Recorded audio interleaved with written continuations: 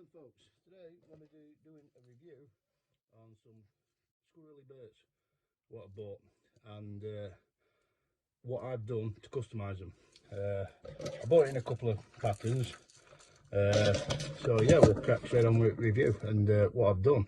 I will be doing some videos fishing with these with my brother and his lad. Yeah, so what I've done is I've custom weighted these, because generally as a rule when they come, they do an unweighted and a weighted version obviously, and to me they didn't sit very good. They sit like this in the water, and what I want to achieve is I want these to dive down. So what I've done is I've drilled, you see there, approximately a 3.5 diameter hole in millimeters that is, and then I've added lead shot to the burt, and I've drilled that hole approximately 1 centimetre up from the first treble nose end first, obviously, because there's a void in this end of the lure. So what I've done is I've drilled that hole, I've then added lead shot.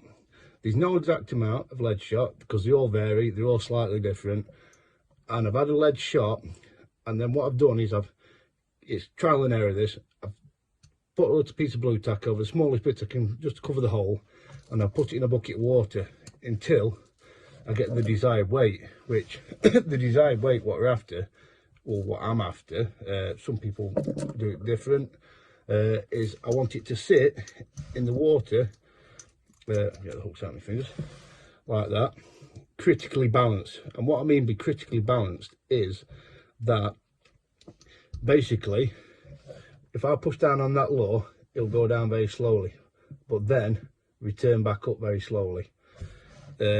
So it is a trial and error. You'll have to keep adding shot until you get this just right. Pardon me. Things to bear in mind is if you're not happy with the hooks what are in it, some people aren't, they don't like these hooks. Yeah, they are big, bit cumbersome. I'm going to leave mine on. I am going to have to sharpen them a bit, and I'll crimp down the barbs as well. It just makes life easier for unhooking and fish welfare, etc. But I do like the bigger hooks as well, so you can see them either side of the lure, so they're showing slightly, giving you a better hook up chance in my opinion. So yeah, so anyway, back to the weighting of the lure. Yeah, once I've got the weight of the lure right, what I've then done is I've sealed it up with just a little dab of silicone. Other people can use, you know, resin, 2-pack glues, things like that. I've just used a little dab of silicone. It serves its purpose, it does what I want it to do. And also to bear in mind, when you're shotting it or weighting it up, use the trays what you'll be fishing with, because that will also affect the weight. So you don't want to spend all that time getting it absolutely perfect, critically balanced. Put your wire trace on, or whatever trace you're using, cast it in, and it just sinks straight to the bottom. That's not what you want. So just something to bear in mind when you're weighting it. So yeah, yeah, quite happy. They look good. I feel like I've got a good chance catching on these. It's a big lure. They're 11 inches long. They state they weigh about 88 grams. Like I said, they do a weighted and unweighted version. And also, I feel adding the shot, it gives it a nice rattle. I don't know if you can hear that, but it gives it a nice rattle, which also attracts pike, you know, in say bad water conditions. You know, it gives you that rattle. It's just another bonus, you know, to help you catch the fish, you know, with the rattle of the lure. So yeah, the other things I've got to, this one, it's come all right. See the tail, it's on nice and straight. The other one I've ordered, unfortunately, the tail's sat, well, you can see that, it's effectively it's sat like that, twisted, so I'm going to have to remove the tail and re-glue it. So yeah, I've seen a couple of reviews on these, and that does seem to be some of the problems what you can get with these lures. But other than that, yeah, happy with him. Can't wait to get on the bank and give him a try with my brother and his lad. and see if we can catch some fish.